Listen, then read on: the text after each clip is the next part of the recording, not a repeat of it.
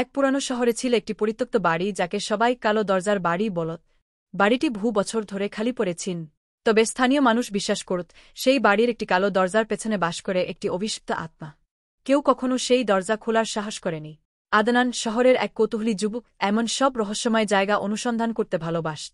কালো দরজার গল্প শুনে সে সেখানে যাওয়ার সিদ্ধান্ত নিল। স্থানীয়রা তাকে বারবার সতর্ক করল, কিন্তু আদনান এসব কথা বিশ্বাস করত না। তার মতে এসব ছিল পুরনো কুসংস্কার। এক রাতে মশাল আর একটি ছোট ব্যাগ হাতে নিয়ে আদনান সেই বাড়ির দিকে রওনা দিন। বাড়ির সামনে পৌঁছে আদনান দেখল বাড়িটি ধ্বংসাবশেষে পরিণত হয়েছে। জানালাগুলো ভাঙা আর দেয়ালের গায়ে লতাপাতা ছেয়ে গেছে। বাড়ির চারপাশ নিস্তব্ধ, কেবল রাতের বাতাসের শস্য শব্দ শোনা যাচ্ছিল। বাড়িতে ঢুকতেই তার শরীর ঠান্ডা হয়ে গেল। ভেতরে ধুলোমাখা আসবাব, ভাঙা কাচ আর ফাটল ধরা দেয়াল। বাড়ির কেন্দ্রে ছিল একটি বিশাল কালো দরজাটি অন্য সব কিছুর চেয়ে অস্বাভাবিক লাগছিল।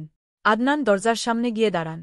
দরজার গায়ে অদ্ভুত নকশা আর আঁকিবুকি ছিল, যা দেখে মনে হচ্ছিল এগুলো কোনো প্রাচীন ভাষায় লেখ। দরজার হ্যান্ডেলে হাত দিতেই সে শুনল যেন কারো ফিসফিসানি ভেসে আসছে। পেছনে ফিরে যা, তুমি এখানে নিরাপদ নও।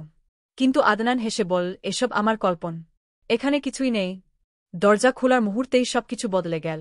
বাড়ির ভেতরে বাতাসের তীব্র স্রোত বইতে শুরু করল। চারপাশে অন্ধকার নেমে এলো, আর অদ্ভুত ছায়ামূর্তি আদনানকে ঘিরে ধরেন। তার চোখের সামনে দেখা দিল একটি নারী মূর্তি। সাদা পোশাক, মুখ ঢাকা আর চোখের জায়গায় গভীর শূন্যত। মূর্তিটি বল, তুমি আমার বিশ্রামে ব্যাঘাত ঘটিয়েছ, এখন তুমি এই বাড়ির অংশ হবে। মূর্তিটি তার গল্প বলতে শুরু করল। বহু বছর আগে এক নারীর নাম ছিল ইশরাত। তিনি ছিলেন এই বাড়ির মালিক, কিন্তু তার স্বামী তার সম্পত্তি দখল করার জন্য তাকে হত্যা করে এবং সেই কালো দরজার পেছনে তাকে চিরতরে বন্দী করে রাখে। সেই থেকে তার আত্মা মুক্তির জন্য অপেক্ষা করছে। ইশরাত বল, তুমি যদি আমার প্রতিশোধ নিতে সাহায্য করো তবে আমি তোমাকে মুক্তি দেব। আদনান কোনো উপায় না দেখে রাজি হল। ইশরাত তাকে একটি পুরনো বাক্স খুঁজে আনতে বল, যা বাড়ির একটি লুকানো কক্ষে ছিল। সেই বাক্সে ছিল তার স্বামীর অভিশাপ দূর করার শক্তি। আদনান বাক্স খুঁজতে শুরু করল। বাড়ির প্রতিটি কক্ষ ছিল ভয়ঙ্কর। ছায়ামূর্তিরা তার পিছু নিল।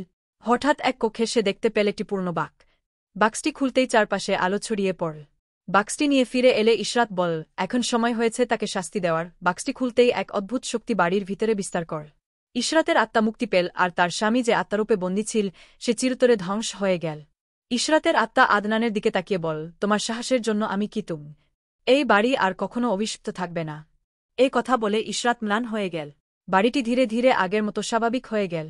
আদনান বাড়ি থেকে বেরিয়ে এসে বল, ভয়কে জয় করতে হলে আগে সত্যকে জান।